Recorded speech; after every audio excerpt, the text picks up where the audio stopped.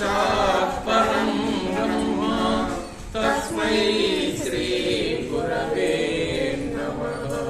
तस्मै श्री गुरवे नमः।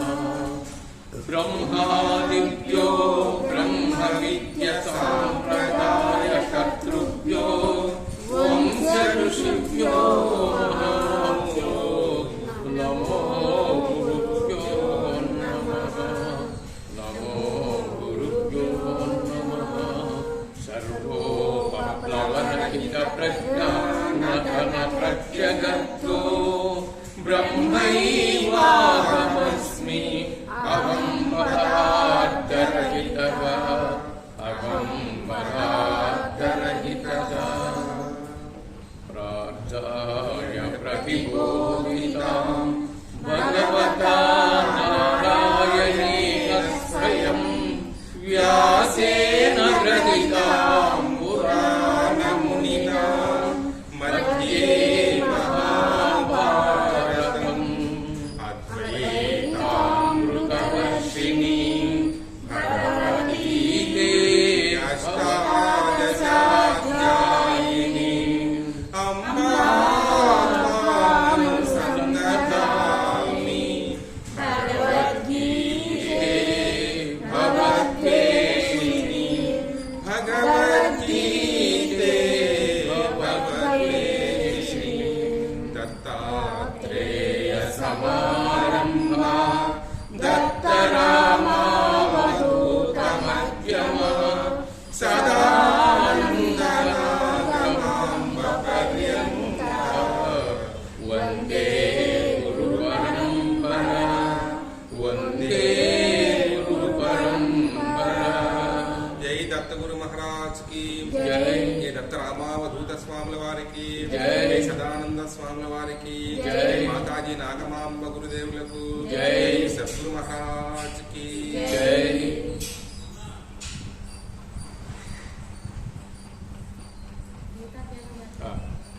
రోజు 9వ అధ్యాయము రాజవిద్య రాజగుహ్య యోగము.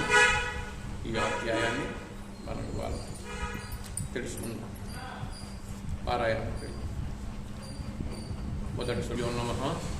క్రియాత్మబద్ధులారా, ఈరోజు మన పారాయణంలో విచారణ చేసుకునే అధ్యాయం 9వది. ఇది రాజవిద్య రాజగుహ్యము అని గొప్ప పారమార్థికమైన తత్వం ఇందులో మనం తెలుసుకోవచ్చు. अथ नवमोऽध्यायः राजविद्या राजगुह्ययोगः। श्रीभगवानुवाच इदं तु ते गुह्यतमं प्रवक्ष्याम्यनसूयवे ज्ञानं विज्ञानसहितं यज्ञात्वा मोक्षसे शुभात्। శ్రీకృష్ణ భగవానుడు పలికెను, ప్రియమైన ఓ అర్జున, నీవు నా ఎడ ఎన్నడును అసూయ కలవాడవు కానందున అనుభవ సహితమగు ఈ గుహ్యతమ జ్ఞానమును మరియు విజ్ఞానమును నీకు తెలియజేసెదను. దీనిని తెలిసిన పిమ్మట భౌతిక జీవిత స్థితి వలన కలిగేడి క్లేశముల నుండి నీవు విముక్తుడవు కాగలవు. పరమాత్మ అర్జునుని యందు యొక్క వాత్సల్యము ఏమి అని అంటే, నీవు దోషదృష్టి లేనివాడివి, అనగా స్వార్థమనే దోషదృష్టి నీకు లేదు. అందుకనే పరమ గోప్యమైన ఈ విద్యను నీకు ఇప్పుడు తెలియజేస్తున్నాను అంటూ, జ్ఞాన విజ్ఞాన సహితం అంటే జ్ఞానం అంటే ఏమి, విజ్ఞానం అంటే ఏమి అని ఇక్కడ గుర్తుంచుకోదగింది. ఏంటంటే, ఇప్పుడు వింటున్నారు, తెలుసుకుంటున్నారు జ్ఞానం. దీన్ని స్వానుభవంలోకి తెచ్చుకున్నప్పుడు విజ్ఞానం. విన్నది జ్ఞానమే. ఫలానా ఫలానా ఇది ఇప్పుడు ఇన్నో అధ్యాయము, ఇది పారాయణము అనుకుంటున్నాం. అలా కూర్చొని చేసేదంతా ఒక జ్ఞానమే. జ్ఞానంతో కూర్చొని ఉన్నాం మనమందరం. కానీ అందులో సారూప్యాన్ని, భావాన్ని అర్థము చేసుకొని అనుభవపూర్వకంగా అది పొందినప్పుడు అది విజ్ఞాన సహితంగా నీకు జరగాలి. ఇది కేవలం వింటం కాదు. దాని స్వానుభవ జ్ఞానంలోకి నువ్వు వెళ్తే యజ్ఞత్వ మోక్షసే శుభాత్ అంటే జ్ఞాత్వ అంటే బాగా గుర్తుంచుకోదగింది విద్య. గుర్తుంచుకుంటే నీవు మోక్షం అనే శుభము నీకు కలుగుతుంది. మోక్షం అనే శుభము కలుగుతుంది. శుభాలు ఏవి అంటే మోక్షమే శుభము, ఇంకొకటి లేదని స్పష్టత చేశాడు. రాజవిద్యా రాజగుహ్యం పవిత్రమిదముత్తమం ప్రవక్ష్యావగమం ధర్మ్యం సుసుఖం కర్తుమవ్యయం.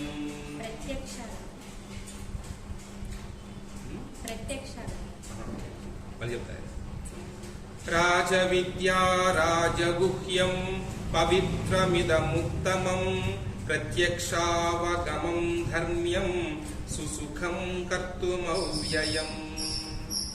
ఈ జ్ఞానము విద్యలకెల్లా రాజు వంటిది. సర్వ రహస్యములలో పరమ రహస్యమైనది. పరమ పవిత్రమైన ఈ జ్ఞానము అనుభవపూర్వకముగా ఆత్మ యొక్క ప్రత్యక్ష జ్ఞానమును కలుగచేయుటయే ధర్మము యొక్క పరిపూర్ణ స్థితి అయి ఉన్నది. ఇది శాశ్వతమైనది మరియు ఆచరించుటకు మిక్కిలి సౌకర్యకరమైనది. అంటే బ్రహ్మ విద్య తెలుసుకోవడం చాలా కష్టము అనుకుంటా ఉంటాం. చాలా సౌఖ్యమైనది అని చెప్పి కూడా ఇచ్చాడు తెలుసుకుంటే. అయితే ఇక్కడ ఈ విజ్ఞాన సహితమైనది అంటే ఇందులో నీవు విచారణ చేసుకొని తెలుసుకుంటూ ఉంటే ఇదే కదా నేను తెలుసుకోవలసిన అవసరం ఉన్నది. ఇట్టి విద్య కన్నా ఇంకో గొప్ప విద్య ఏమీ లేదు అని అనుభవంగా ఇది నిన్ను తీసుకెళ్లేటప్పుడు నీకు తెలియకుండా నీకు నిర్గుణోపాసన జరుగుతుంది. ఇక్కడ నిర్గుణోపాసనే ఆత్మ ఉపాసన. గుణ ఉపాసనలన్నీ కూడా ప్రకృతి ఉపాసనలు. విద్య బ్రహ్మ విద్య దైవత్వాన్ని పరమాత్మ తత్వాన్ని ఆరాధించేటప్పుడు నిర్గుణోపాసన అంటే గుణవాసనలు తొలగిపోతాయి అనేది ఒక ప్రత్యేకతగా. ప్రత్యక్షావగమ్యం అనగా ప్రత్యక్షంగా నువ్వు తెలుసుకునే గమ్యం ఇందులో ఉంటుంది, ఇంకొక చోట ఎక్కడ ఉండదు. ప్రత్యక్షావగమ్యం ధర్మ్యం సుసుఖం కర్తుమవ్యయం. సుసుఖం సుఖముల లేకల్లా ఉత్తమమైనది. మయా కథమిదం సర్వం అనగా ఈ సమస్తము మయా అనగా నా చేతనే సర్వము కలిగి ఉన్నది. ఈ జగత్తులో అవ్యక్త రూపముగా నేను ఉన్నాను. అవ్యక్త జగదవ్యక్తమూర్తిన అనే పదం వస్తే ఈ జగత్తులో అవ్యక్తమూర్తిగా నేను ఉన్నాను అంటే మీకు వ్యక్తంగా కనపడటం లేదు. అయితే వక్తాని సర్వభూతాన్ని నచాహం తే స్వవ్యవస్థిత అనగా అంతటా నేనున్నప్పటికీ నన్ను ఏది అంటుటలేదు అనేది ఇక్కడ కీలక పదం. నేను అందులో లేను. అంతటా నా చేతనే ఉన్నప్పటికీ నేను వాటిల్లో లేను అన్నప్పుడు మరి పరమాత్మ ఉన్నాడని కదా మనం కార్యక్రమాలన్నీ చేసేది. లేను అంటే ఒక కీలక పదం ఇక్కడ. ఎలా లేను? అవ్యక్తంగా ఉన్నాను అంటే ఈ రకంగా ఇప్పుడు మనం ఉన్నామంటే మనకు దేహంతో ఉంటే ఉన్నట్టు లెక్క. దేహమే లేదనుకో ఉన్నట్టు ఎలా లెక్క? ఇప్పుడు ఆయన దేహంతో లేడు, దేహంతో లేకుండా ఉన్నాడు కనుక లేనట్టు లెక్క. అందుకని ఏమి అంటున్నాడు? మనము దేహంతో ఉన్నాము, ఆయన దేహంతో లేడు ఇక్కడ, అందుకని ఆయన లేనట్టే కదా. అట్లని ఎలా ఉన్నాను? అవ్యక్తమూర్తిగా ఉన్నాను. అవ్యక్త జగదవ్యక్తమూర్తి అంటే జగత్తంతా కూడా అవ్యక్తంగా ఆయన మూర్తి. జగత్తులో జగదవ్యక్తమూర్తిన ఈ జగత్తులు సమస్తము కూడా నేను అవ్యక్తమూర్తిగా ఉన్నాను అంటే చాలా ఉపమానాలు చెప్పుకున్నాను. ఇక్కడ ఇది సూర్యభగవానుడు మనం చూస్తున్నాడు, అంత మాత్రాన ఈ దోషాలేమో ఆయనకు అంటవు. ఈ వెలుగు కూడా మన వెలుగులోనే మనం ప్రకాశిస్తున్నాము. మనం యొక్క స్థితిగతులు దానికేమంటాం? వాయువు అంతటా ఇస్తుంది, ఎవరు చేసే అందరం పీలుస్తున్నాం వాయువుని.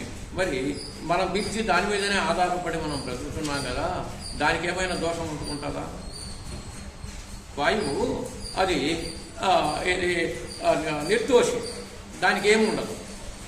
అనగా తాను ఏమి అంటగా ఎలా సంచరిస్తుంది, మళ్ళీ మనకు ఆధారం అయ్యే ఉంది. అట్లాగే భూతాలను అమర్చి భూతాలలో తన చైతన్యాన్ని నింపి మళ్ళీ తాను వేరుగా ఉన్నాడు. ఈ భూతాలకు కూడా వేరుగా ఉన్నాడనే భావము కలిగినప్పుడు భూతాలలో ఎలా ఉన్నాడు అంటే వాటికి ఈ అవ్యక్తమూర్తి అనే చైతన్య తత్వంతో వదిలాడు, తాను ఉన్నాడు.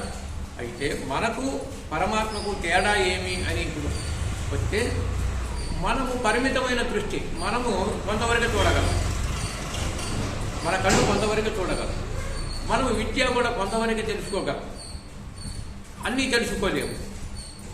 అందుకని మన యొక్క విషయాలన్నీ పరిమితము కలిగినవి. అవ్యక్తమూర్తిగా సమస్తము ఉన్నాడు ఆయన.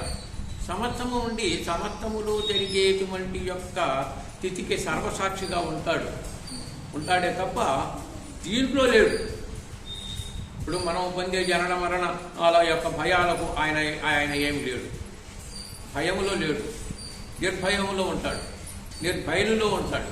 ఇప్పుడు నువ్వు కూడా నిర్భయంతో వెళ్ళినప్పుడు అప్పుడు నీ అంటూ నేననే ఉనికి నీకుండదు. అక్కడ ఏమైపోతుందంటే నేననే ఉనికి నీకుండదు, ఎరుక ఉండదు. ఎరుక, మనసు, బుద్ధి, ఈ చిత్తాలు అక్కడ ఉండకపోయి ఏమవుతుంది? నిర్భయంలో ఉంటుంది. నిర్భయంలో ఉన్నప్పుడు నువ్వు వేరు నేను వేరైన తత్వం అక్కడ ఉండదు. అంత లోతుగా ఆలోచిస్తే బ్రహ్మ విద్య పరంగా అర్థమవుతుంది. దేహపరంగానే నువ్వు వేరు నేను వేరు, కానీ దేహాలు పోయాక నువ్వు వేరు నేను వేరు లేదు.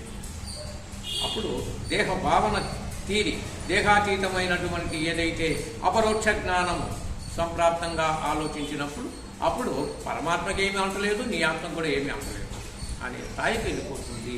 అది అప్పుడు ఆయనకే కాదు మనకు కూడా అలాంటి స్థితి వస్తేనే ఈ జన్మరాహిత్యుడు ముక్తుడు అవుతున్నాడు. లేకపోతే ఎలా అవుతాడు? ఈ యొక్క ఆత్మ కూడా ఆ స్థాయికి వెళ్ళినప్పుడే ముక్తి పొందుతుంది. అందుకని మోక్షసే శుభం అని పదం మొట్టమొదటినే వాడాడు. ఆ భావన తెలుసుకుంటే సరిపోతుంది. నచ మత్స్థాని భూతాని పశ్య మే యోగమైశ్వరం భూత భృన్న చ భూతస్థో మమాత్మా భూత భావనః. అయినను సృష్టించబడిన సమస్తము నాయందు స్థితిని కలిగి ఉండదు. అచింత్యమైన నా యోగైశ్వర్యమును కాంచు. నేను సర్వజీవులను పోషించువాడనైనను సర్వ వ్యాపకుడనైనను ఈ వ్యక్త జగత్తునందలి భాగమును కాను. కానీ నేనే ఈ సర్వ సృష్టికి మూలకారకుడను. 5వ శ్లోకమే కదా. అంటే ఈ ప్రాణులన్నీ నాలోనే నాలో స్థిరముగా కూడా లేవు. ఇక్కడ ఓ ప్రత్యేకంగా మళ్ళీ ఈ సర్వానికి సర్వమునకు యోగేశ్వరుడున్నాయి తాను నేను ఉన్నప్పటికీ ఈ సర్వ ప్రాణులు నాలోనే స్థిరంగా కూడా ఏమీ లేవు, స్థిరంగా కూడా లేవు. కానీ ఉన్నాయి. ఎలా ఉన్నాయి? నా యొక్క ఈ ఈశ్వర యోగ స్వరూపమైనటువంటి యోగ శక్తిని చూడుము. అనగా ఇవి అన్నీ కూడా నా యోగ శక్తి అనగా యోగమాయలో ఉన్నాయి. అంటే మనకు ప్రత్యక్షంగా అర్థం కావడానికి మనము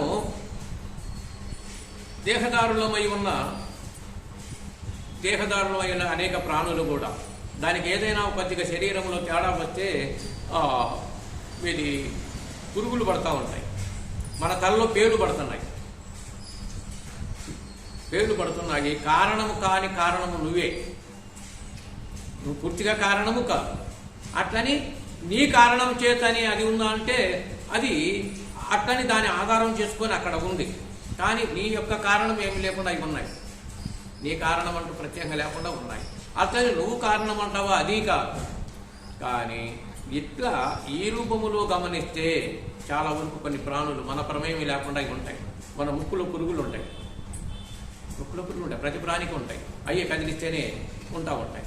మరి అది ఎలా కారణము అని అంటే మనం కారణమా అని అంటే మనం పురుగులు ఉండాలని కోరుకుంటామా? కోరుకోం. మరి అవి ఉన్నాయి. అందుకోసము ఇలాంటి యొక్క తత్వాన్ని గమనిస్తే అక్కడ ఏదో ఈ యొక్క ప్రాణములో అవ్యంతకయ్యే మూర్తి స్వరూపం అంటే ఇదే. అయ్యంతకయ్యే పుట్టడమే మూర్తి స్వరూపం అంటాం. అయ్యంతకయ్యే ఉద్భవిస్తాయి. అలా గమనిస్తే మనము చేసే కర్మలకు మనము కారణమనే ఒక అజ్ఞానముతో నేను కారణము నేను చేశాను అంటేనే అవి కారణాలుగా మారుతాయి.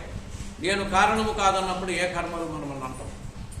అట్లాగే పరమాత్మ నేను కారణమని చేయటంలా కర్మలు నేను కారణమని ఆయన చేయటం లేదు. కానీ అట్లని ఆయన యొక్క సంకల్ప ప్రభావము మొట్టమొదట సృష్టికి ఇస్తాడు. ఆ నుంచి సృష్టిలోని ఒకదానికొకటి సంబంధం చేత అన్ని ప్రాణులు ఏర్పడతా ఉంటాయి. అని తాను అన్నట్టుకు కర్తగా కావచ్చు, మళ్ళీ కర్తను కాదని ఇవన్నీ అనటములు అవ్యక్తము వ్యక్తము రెండే పదాలు. వ్యక్తము అవ్యక్తము. వ్యక్తముగా ఉన్నదేదో అది కర్మలకు కారణమై ఉంటుంది. అవ్యక్తంగా ఉన్నాను కనుక కర్మలకు కారణము కాదు. అని అకర్తనవుతాను అని భావం అక్కడ.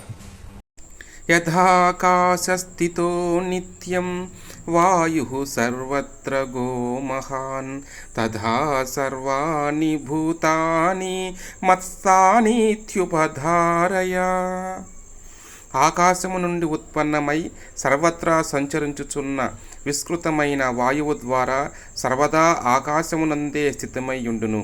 అట్లే నా సంకల్పము ద్వారా ఉత్పన్నమైన భూతములు అనగా ప్రాణులు అన్నియును నాయందే స్థితమై ఉండును అని ఉపధారయ.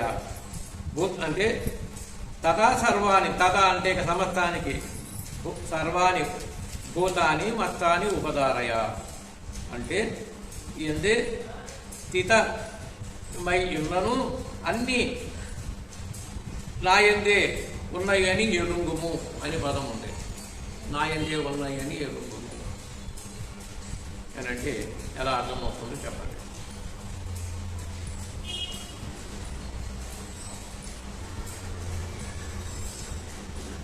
ఇందాకనేమో నాయందు ఏమీ లేవు అన్నాడు, నాయందు ఏమీ లేవు అన్నాడు.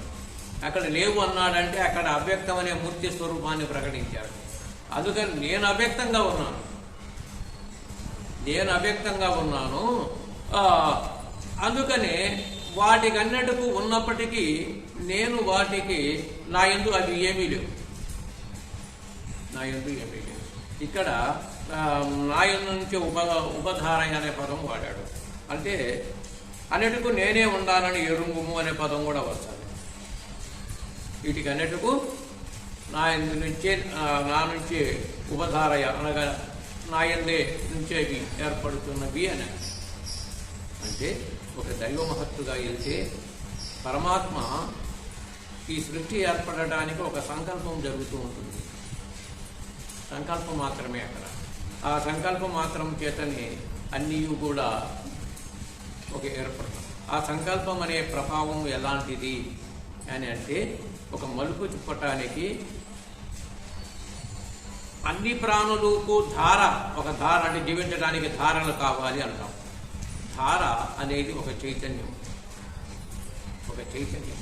ఆ చైతన్యము అంతటా నిండి ఉన్నదానికి ఏమీ అంటదు. ఈ మధ్యలో ఎవరెవరు ఎలా తలుచుకుంటే అలా అదే ఉత్పత్తి అవుతూ ఉంటుంది. చైతన్యము ఎవరు తలుచుకుంటే వాళ్ళకు ఉత్పత్తి అవుతూ ఉంటుంది. ఆ స్థిరంగా ఉన్నది ఉంటుంది, కానీ మళ్ళీ అది దాన్ని కదిలిస్తే ఉత్పత్తి అవుతుంది. దీనికి ఒక ప్రత్యక్ష ప్రమాణం. గదిలో ఫ్యాన్ తీసేసాం మనం, గదిలో ఇప్పుడు ఏ బయటి గాలి కూడా రావటం లేదు. అంటే ఎక్కడ నిర్మలంగా ఉంది అంటే గాలి లేనట్టే ఇప్పుడు ఉన్నట్ట, అక్కడ అప్పుడు ఉన్నట్టే. ఫ్యాన్ వేస్తే గాలి ఉత్పత్తి అవుతుంది ఊరకే. ఉత్పత్తి అయ్యే గాలి ఎప్పుడైనా దానికి పవర్ తగ్గుద్దా? ఎన్ని సంవత్సరాలు యుగాలు అంటే ఫ్యాన్ తిరుగుతుంటే గాలి పనిచేస్తూనే ఉంటుంది. దాని ఉత్పత్తి ఏం తగ్గదు. ఉత్పత్తి ఏమైనా తగ్గిందా? ఇంకా పెరుగుతుంది. ఇంకా పెద్ద విశాలమైన ఫ్యాన్ అయితే ఇంకా పెద్దది అవుతుంది. చిన్న ఫ్యాన్కి అయితే చిన్న గాలి వస్తూ ఉంది. ఉత్పత్తిని నీవు సంకల్ప రూపములో నీవు కనుగొన్నంత వరకు అది పెరుగుతూనే ఉంటుంది. ఎవరెవరి యొక్క సామర్థ్యాన్ని బట్టి అది ఉత్పత్తి పెరుగుతుంది. అయ్యే మహామహులై మహాజ్ఞానులైనటానికి మహాకారణం కూడా ఇదే. ఉత్పత్తి అందులో తయారవుతుంది. అది ఆయన యొక్క చైతన్య ధారలై ఉన్నాయి. ఆ చైతన్య ధారని ఉత్పత్తిని తెలుసుకోవటము పెంచుకోవటం వల్లనే దాని మీద ఆధారపడి ఉన్నది. సర్వభూతాని కౌంతేయ ప్రకృతిం యాంతి మామికాం కల్పక్షయే పునఃస్థాని కల్పాదౌ విసృజామ్యహం. ఓ కౌంతేయ, కల్పాంతమున సకల జీవరాశులు నా ప్రకృతి యందు ప్రవేశించును. మరి ఒక కల్పారంభమున నేనే నా శక్తి చే వాటిని తిరిగి సృష్టించును.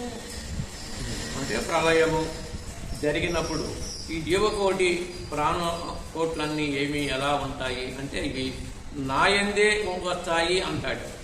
అనగా నాయందే వస్తున్నాయి అనగా ఈ చైతన్య స్వరూపముగా ఆ చైతన్యములో ఉంటాయి.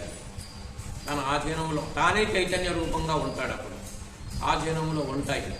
మళ్ళీ సృష్టికి అవసరమైనప్పుడు తా కల్పాది సృష్టికి అవసరమైనప్పుడు మళ్ళీ వదులుతున్నాను అని ఉంటుంది. అంటే ఇది ఎలా జరుగుతుందో ఆ సృష్టి ఏంటి అని అనుకుంటాం. ప్రతి ఒక్కటి మనం నుంచి తెలుసుకుంటేనే అవన్నీ అర్థం అవుతాయి, లేకపోతే అర్థం కావు. నువ్వు నిద్రించినప్పుడు నీ ఆలోచనలు నీ యొక్క అన్ని విషయాలు ఏమైపోయాయి? నీలోనే లయమైపోయాయి. మరి నువ్వు మేలుకుంటానగానే అన్నీ వ్యక్తమయ్యాయి. నీకు ఉన్నదంతో అక్కడ కూడా అంతే. నీ స్థాయికు నీది, ఆయన స్థాయికి ఆయనది, అన్నీ అందులో లయమవుతాయి. మళ్ళీ అందులో నుంచే మళ్ళీ విడుదల అవుతున్నాయి. ఎక్కడి నుంచి వచ్చాయి? అందులో నుంచే విడుదలవుతాయి. ఒకవేళ దేహాదులు పోయినప్పటికీ ఆ వాసన రూపంగా మళ్ళీ జన్మలు వచ్చి అయ్యే విడుదలవుతున్నాయి. అడిగి పోతాను. దేహం పోయినా అసలు జీవుడు జీవాత్మ అదే జీవాత్మలు అనగా ఆత్మరూపంలో ఈ యొక్క ఇష్టంలోనే ఉంటాయి. మళ్ళీ వాటిని సంకల్పం మాత్రం అంటే ఏమీ లేదు. ఈ సృష్టిలో మళ్ళీ జీవనోపాధులకైనట్టుకు విశాలంగా కలిగిస్తే జీవులు పుడతాయి, జీవనోపాధులు జరుగుతూ ఉంటాయి. సమస్త ప్రాణులు పుట్టాయి, ఎవరి జీవనోపాధి ఎత్తుకొని అవి తిరుగుతున్నాయి. మానవులు కూడా అంతే, మన జీవనోపాధి ఎత్తుకొని మనం తిరుగుతున్నాము. జంతువులు పశుపక్షాలు తన జీవనోపాధితో తిరుగుతున్నాయి. దానికే ఒక నేర్పియాల్సిన అవసరం లేదు. ఈ దారిని అయ్యి జీవిస్తూ ఉంటాయి. కొంత తెలివితేటలు ఎక్కువగా ఉన్నది ఒక మానవ జన్మ. మిగతా వాటికి ఉన్నంతలో జీవనోపాధి చూసుకుంటున్నాయి. మన పరిస్థితి ఏంటి? మనకు అన్నీ తెలుసుకునే జ్ఞానం ఉన్నందువల్ల నాది నేను అనేది ఒక మానవ జన్మకి ఇంక ఏ జన్మకు లేదు. దానివల్లనే ఈ సంపాదించడం కానీ మరొకటి కానీ జరుగుతున్నది. అది శ్రేష్టమని దానిని నువ్వు యుక్తంగా తెలుసుకోవాల్సిన అవసరం ఉన్నదని ఒకటైతే, అట్లా ఆ విషయం ఎంతో మన నిద్రలో అవస్థలు అన్ని లయమై మళ్ళీ మేలుకునేసరికి అన్నీ ఎలా వస్తున్నాయో అది సృష్టికి కూడా కారణం అదే అని భావిస్తే సరిపోతుంది.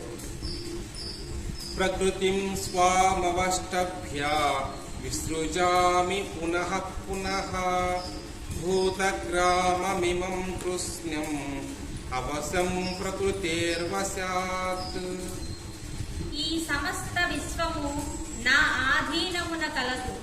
అది నా సంకల్పము చేతనే అప్రయత్నముగా మరలా మరలా సృష్టించబడుచు నా సంకల్పము చేతనే అంత్యమున లయమునందుచుండును. లయం కూడా నా సంకల్పము చేతనే లయం కూడా అవుతున్నది, నా సంకల్పము చేతనే పుట్టుతున్నవి. ఇందాక ఆ ఒక్క సంకల్పం అనేది ఒకటి జరగకుండా ఏమీ జరగదు. ఆయన చేత ఒక సంకల్పం జరుగుతున్నది. సృష్టి జరగాలి అంటే కారణం ఉండాలి. కారణం లేకుండా కార్యం ఉండదు, కార్యం లేకుండా కారణము ఉండదు.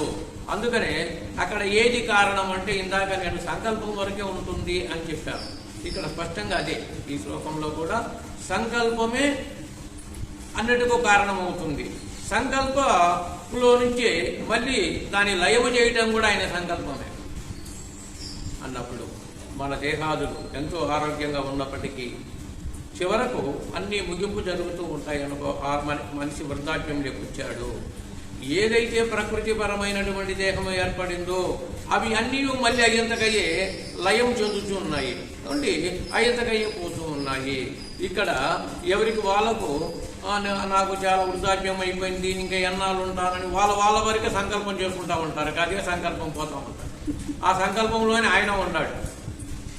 వాళ్ళే సంకల్పం చేసుకుంటున్నారు. ఇంత వయసు వచ్చిందండి, ఇంకేముందండి అనుకుంటా ఉంటారు.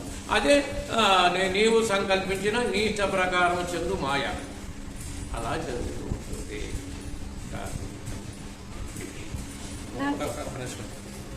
కాని కర్మాణి నిప్నంతి ధనంజయ ఉదాసీన వదాసీనం అసక్తం తేషు కర్మసు. ఓ ధనంజయ, ఈ కర్మ ఎంతయో నన్ను బంధింపదు. నేను తటస్థుని వలె నుండి ఈ భౌతిక కర్మలన్నింటి ఎడ సదా ఆసక్తి లేనివాడై ఉండువు. అంటే నేను తటస్థుడను అనే పదం గొప్పది. వీటికన్నిటికు నేను తటస్థుడనే. కార్యములో అంటే జీవాత్మల యొక్క కార్యములో లేను, కారణములో లేను. నేను తటస్థుడను అని ఈ యొక్క జీవుల యొక్క ప్రకృతి ధర్మాలు ప్రకృతి గుణాల చేతనే ఇవి ఆసక్తి కలిగి పనులు చేస్తూ ఉంటాయి. తటస్థుడను ఇక ఈ జీవులన్నీ నిద్రపోయినప్పుడు కూడా పరమాత్మ తటస్థంగానే మనలో ఉన్నాడు. మనం మేలుకొన్నప్పుడు కూడా తటస్థంగానే ఉన్నాడు.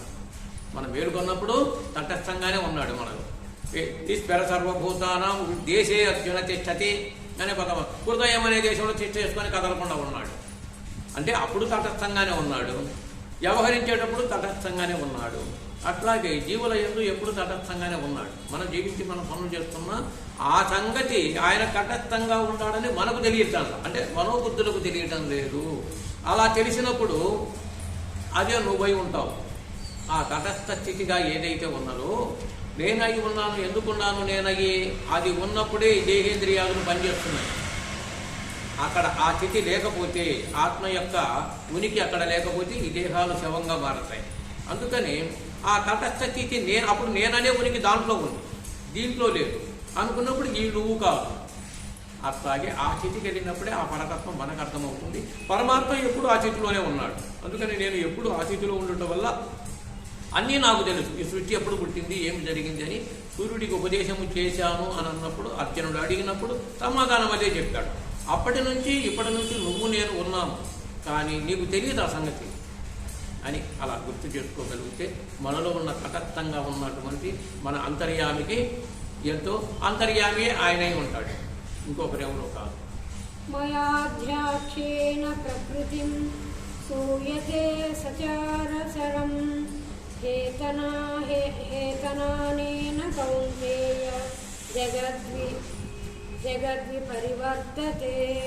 ఓ కౌంతేయ, నా శక్తులలో ఒకటైన ఈ భౌతిక ప్రకృతి నా అధ్యక్షతన వర్తించుచు స్థావర జంగములను సృష్టించుచున్నది. దాని నియమముననుసరించి ఈ జగత్తు మరలా మరలా సృష్టించుచు లయమునందుచున్నది. నా అధ్యక్షతనే, ఇక్కడ నా అధ్యక్షతనే ఇవన్నీ జరుగుతున్నాయి. సాక్షి అనే పదానికి అప్పుడప్పుడు చెప్పాను. అది గమనిస్తే ఆఖరికి ఏ విద్యకైనా ఈ బ్రహ్మ విద్యలో చివరాంకం అదే. ఎక్కడ దైవానికి సంబంధం ఏంటి, అసలు ఎలా ఉన్నాడు, మనకు కూడా ఆత్మ అంటే ఏది, ఎలా ఉంటుంది అనుకుంటున్నాం. ఉండటానికి ఒక సర్వసాక్షిగా ఉన్నది ఒకటి. ఆ సాక్షి అనే పదానికి ఇక్కడ నా అధ్యక్షతన అన్నాడు. అధ్యక్షుడు ఆయన అధ్యక్షతన ఎన్ని జరుగుతున్నాయి అనే పదాన్ని ఇక్కడ చెప్తాడు. అనగా ఈ ప్రకృతి చేత సృష్టించబడిన ఈ సమస్తము కూడా మయాధ్యక్షేణ ప్రకృతి, నా అధ్యక్షతనే ఈ ప్రకృతి ఏర్పడింది. ఈ ప్రకృతి చేతనే చరాచర జగత్తులు మళ్ళీ పనిచేస్తున్నాయి. జంగమ స్థావరములు అని అన్నప్పుడు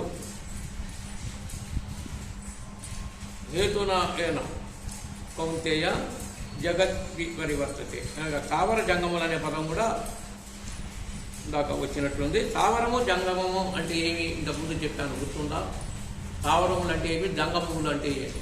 జంగములు అంటే కదిలేవి, స్థావరం అంటే నిశ్చలంగా ఉండేది, జంగములు అంటే కదిలేటివి, కదలిక కలిగినవన్నీ జంగములు.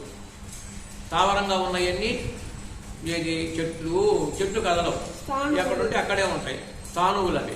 స్థావరములు అంటే కొండలు, భూమి, కొండ ఉంది, కొండ ఉన్న చోటనే ఉంటుంది, ఆడికి వెళ్ళదు. అట్లాగే స్థానువులు, స్థావరములు, జంగములు. స్థానువులు అంటే కేవలం ఒక భూమిని ఆధారం చేసుకొని వృక్షాలు ఉంటాయి, కదలకుండా కొండలు ఉన్నాయి భూమి ఆధారం చేసుకొని. అట్లాగే జంగములు అంటే దాంట్లో సంచరించే ప్రాణులు. ఈ సమస్తము కూడా నా అధ్యక్షతనే ఏర్పడి అయ్యి ఉన్నాయి. చరాచరం అంతయు కూడా నా యొక్క ఉనికి లేక ఎక్కడ ఏదీ లేదు. ఒకటి దానికి సమాధానం ఉంటాడు. నా అధ్యక్ష అంటే ఈ సమస్తము నా యొక్క ఉనికితో, నాకు తెలియకుండా ఏమీ లేదనేది ఒకటే సమాధానం అక్కడ. అవజానంతి మామూఢా మానుషిం తనుమాశ్రితం పరం భావమజానంతో మమ భూత మహేశ్వరం. సర్వమునకు ప్రభువైనను ఈ దివ్యత్వమును వారెరుగగా నేను మానవ రూపమున అవతరించినప్పుడు మూడులు నన్ను అపహాస్యము చేయుదు. అంటే అవజానంతి మామూఢ మానుషం తనుమాశ్రితం అనంటే నేను ఈ రకంగా ఉండాను, మూడులకు అది తెలియక నన్ను అవమానిస్తున్నారు. చాలా అవజానంతే మాం మూఢ, మాం అంటే నన్ను, మూఢులు మానుష్యం తను ఆశ్రితం, మానవుల తనువును ఆశ్రయించుకొని కూడా ఉండాను. అంతటా ఎలా ఉండానో వాళ్ళ తనువులో కూడా అలాగే ఉండాను, బయట ఏమి లేదు. కానీ మూఢులు దాన్ని ఎరుగక పరంభావమజానంతో మమ భూత మహేశ్వర అనగా ఇలాంటి పరం భావ మజానంతో, మజ అనగా అజ అంటే జనన మరణాలు లేని వాణ్ణి, అజుడు అంటే మరణము లేని వాడని అర్థం. అక్కడ మజానంతో మమ భూత మహేశ్వరం, సర్వభూతములయందు. మహేశ్వర అనే శబ్దం ఏంటంటే మహత్తుడు గలవాడు అని అర్థం. అక్కడ మహత్తుడు అని అంటే ఏదైనా మనం గుడి కట్టి గుడిలో కనుక పూజ చేస్తే మహత్తుడని కాదు. మనం కట్టినా కట్టకపోయినా ఆయన మహత్తులతో ఆయన ఉన్నాడు. మనలోనూ సర్వంతరము ఉన్నాడు. మనలోనే మహత్తులు ఇమిడి ఎక్కువగా ఉన్నాయి. అందుకని మహనీయులు మహత్ములయ్యారు. అలా భావించాలి. అత్త తెలియని వాడు కూడా నన్ను అవమానిస్తున్నాడు, నేను ఈ రకంగా ఉన్నాను. సర్వ మమ భూత మహేశ్వరం, మమ అంటే సర్వభూతములయందు, మమ అంటే నా యొక్క విషయాలే ఇవన్నీ కూడా.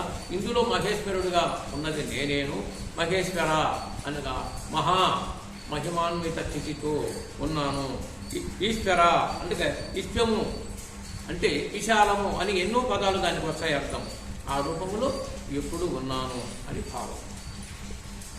మోగాశ మోగ కర్మాణో మోగ జ్ఞాన విచేతసః రాక్షసీమాసురీం చైవ ప్రకృతిం మోహినీం శ్రితాః.